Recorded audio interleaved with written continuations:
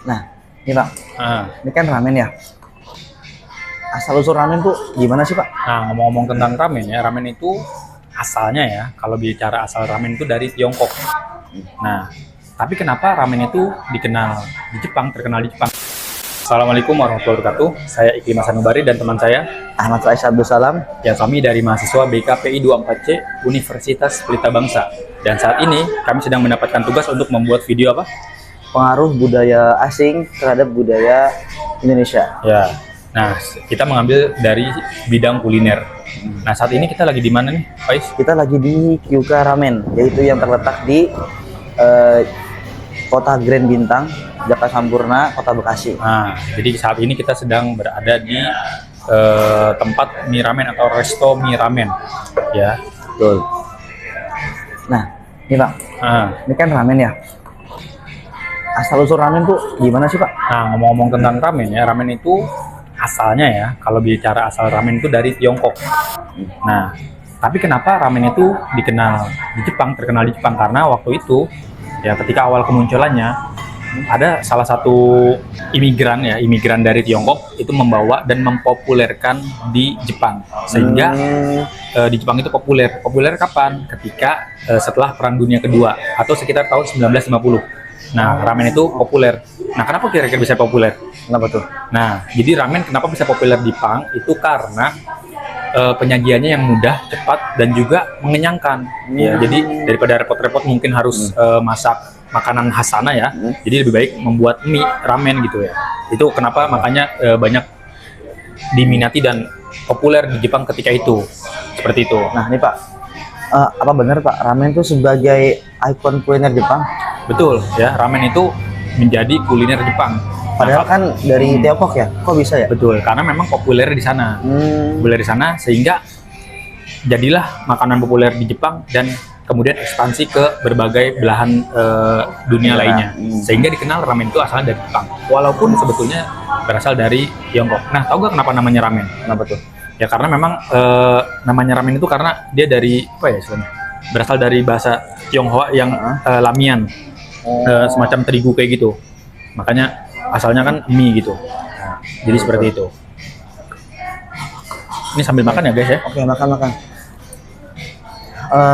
Ngomong lagi nih Pak, ramen tuh masuknya ke Indonesia tuh gimana sih Pak? Karena apa? Nah, jadi tidak ada sejarah yang mencatat ya. Maksudnya tidak tercatat dengan rinci bagaimana ramen bisa masuk, tapi kemungkinan ya diprediksi itu karena pengaruh pertama mungkin bisa jadi karena penjajahan dulu. Oh, bisa dulu jadi, kan betul. Nah, kemudian juga Berarti udah dari tahun 90-an ya Mas Indonesia? betul, karena kan Indonesia dijajah Jepang itu ya di tahun 1900-an kan, setelah Belanda Betul. angkat kaki dari Indonesia, lalu Jepang masuk. Nah, lalu ketika itu juga selain dijajah, kita juga diperkenalkan dengan budaya-budaya Jepang seperti budaya pop. Nah, di situ juga ya kita kenal dengan ada anime ya, atau mungkin karakter yang berasal dari Jepang atau namanya anime gitu. Kemudian juga dengan musik-musik Jepang atau dikenal juga dengan J-pop ya. Nah, dari situ juga kuliner Jepang itu masuk ke Indonesia. Ya, salah satunya adalah ramen. Betul. Berarti ramen ini juga bisa masuk nggak cuma dari populasi orang Jepang gitu. Jadi bisa lewat apa namanya? Media, contohnya film. Betul sekali ya. Karena memang yang kita tahu ya, mungkin buat teman-teman yang pernah nonton Naruto atau anime lain, biasanya di karakternya itu lagi makan mie. Nah, itu adalah mie ramen, dan dari situlah karakter ramen juga dikenalkan. Jadi tidak hanya melalui misalkan ada ini dibangun restoran ramen dulu, enggak, bisa jadi melalui media tonton ya di masa itu ya, seperti itu. Pak, apakah ramen tuh halal di Indonesia atau masih sama kayak di luar? Nah, kalau berbicara halal atau tidak tergantung dengan campuran dari ramen itu. Ya, jadi ada ramen yang halal ya. Kalau ramen halal itu kan sebetulnya ramen itu seperti mie. Nah, seperti mie. Makanya kenapa di kita itu laku dan juga istilahnya terkenal juga. Karena memang persis seperti mie biasa, hanya saja mungkin bumbunya beda. Nah, kalau berbicara halal dan haram, itu nanti masuknya bagaimana campuran dari ramen itu. Apakah ada bagi kita yang muslim ya, itu tentu campuran dari ramen itu menentukan halal atau tidaknya, seperti itu. Pakainya sekarang ramen tuh udah tersedia yang bentuk instan ya, seperti Indomie. Betul. Ya, sekarang bahkan ya teman-teman kalau tahu Bahkan ramen saking menjamurnya di Indonesia, saking populernya, itu sampai dibentuk kemasan. Jadi kalau mungkin dulu kita harus ke restoran ramen, lalu kita pesan ramen. Nah kalau sekarang kita cukup di rumah, kita tinggal beli yang kemasan, lalu kita bisa masak sendiri di rumah. Gitu. Jadi betul-betul memang sudah sangat bisa menjangkau ke hampir seluruh masyarakat Indonesia gitu. Betul.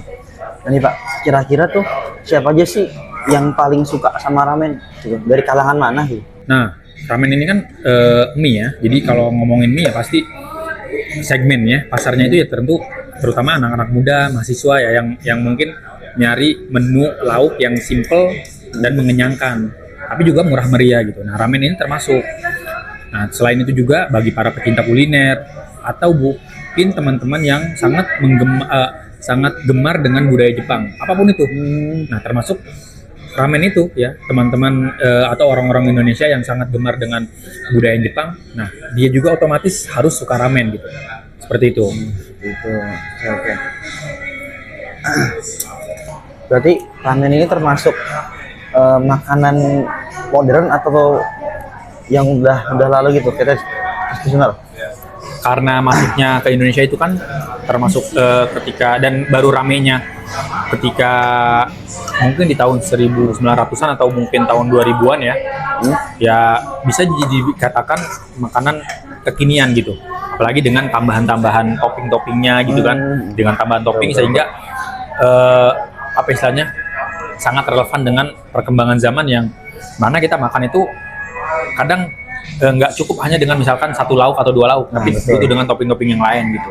Nah, kira-kira Pak, kalau di Kyuka Ramen sendiri ini, menunya apakah mie ramen doang atau ada lagi nih, atau bervariasi gitu? Nah, di tempat kita sekarang di Kyuka Ramen itu tidak hanya tersedia mie ramen saja, ya. Jadi di sini juga tersedia ada nasi-nasi juga, ya juga dengan jus-jusnya ya. Karena memang semua yang datang ke restoran ramen itu kadang-kadang ya itu nggak mereka yang istilahnya suka ramen, tapi mereka mau merasakan nuansa seperti berada di Jepang, tapi mereka makan nasi tetap gitu, kayak gitu.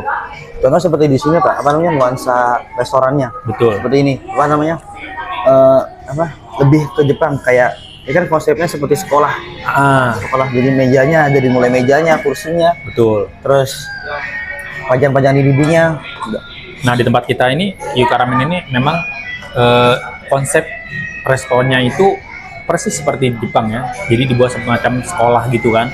Ada rak-rak bukunya, ada ini juga bangku yang kita pakai untuk makan ini model-model bangku sekolah di Jepang gitu. Seperti itu, dan memang nuansanya Jepang banget lah istilahnya. Jepang pokoknya. Betul. Nah, teman-teman buat yang mau ngerasain nuansa Jepang bisa datang ke sini. Ya tadi alamatnya sudah dikasih di mana? Di Grand Kota Bintang. Yang terletak di Jaka Sampurna, Kota Bekasi. Nah, itu teman-teman.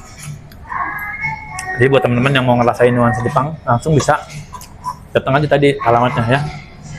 Gitu. Nah, kita lanjut makan nih, kayaknya enak.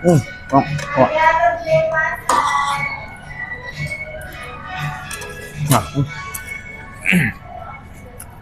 bahkan sini pun dari mulai backsound yang mengiringi kita makan itu lagu-lagu Jepang juga. Betul. Jadi nuansanya benar-benar Jepang gitu. Nah, kalau bicara pergeseran budaya, apakah ada dampak negatifnya? Tentu tidak semua dampak negatif. Tentu kalau berbicara pergeseran budaya, ada dampak positif dan juga negatif. Misalkan kalau positifnya itu, kita jadi bisa lebih tahu, oh ternyata begini loh, kita rasa makanan orang Jepang tuh kayak gini, ramen tuh kayak gini, kayak gitu. Ya walaupun tetap ada budaya negatifnya juga, misalkan ya perlahan-lahan terkikis, mungkin ditinggalkan lama-lama makanan lokal gitu. Karena masyarakatnya mulai beralih, mungkin ingin mencoba sesuatu yang baru. Tapi itu tidak perlu khawatir kalau misalkan dari diri kitanya itu aware dengan budaya lokal, tapi tanpa menjustis atau mungkin sentimen terhadap budaya luar gitu. Jadi tinggal balance kita aja nih gitu. Nah jadi itu guys ya, kenapa kita mengambil apa istilahnya pengaruh budaya asing di bidang kuliner, karena memang menjamurnya istilahnya menjamurnya makanan-makanan. Betul. Ya. Jadi yang paling sekarang ini menjamur itu dari bidang kuliner terlebih dahulu. Betul, bidang kuliner. Misalkan kalau teman-teman tahu kan, misalkan kayak ada apa? Kayak takoyaki, terus ada apa lagi Betul. sih? Ada takoki Takoki apalagi Korea. tuh? Ah, Atau bahkan tidak hanya dari negara-negara Asia Timur ya, seperti Jepang, Korea, tapi juga kadang dari Timur Tengah. betul, seperti nasi kebuli. Betul. Nasi kebuli, sawarma, Nah, betul sekali. atau mungkin kebab ya. Seperti juga contohnya almas juga itu juga pengaruh luar negeri juga. Nah, Jadi betul, itu adalah salah satu contoh bentuk pengaruh budaya asing terhadap budaya masyarakat Indonesia, tapi dari bidang kuliner. Seperti itu. Tentu kalau berbicara positif atau negatif, tentu akan selalu ada pro kontra. Tapi kita selalu melihat bagaimana positifnya dengan meminimalisir sesuatu yang negatif. Kayak gitu. Oke, itu aja mungkin ya tugas kita ya. Tentang pengaruh budaya asing terhadap budaya masyarakat Indonesia di bidang kuliner ya. Saya Iklim Hasanubari dan teman saya Ahmad Fazal Salam. undur diri dan terima kasih. Sampai jumpa.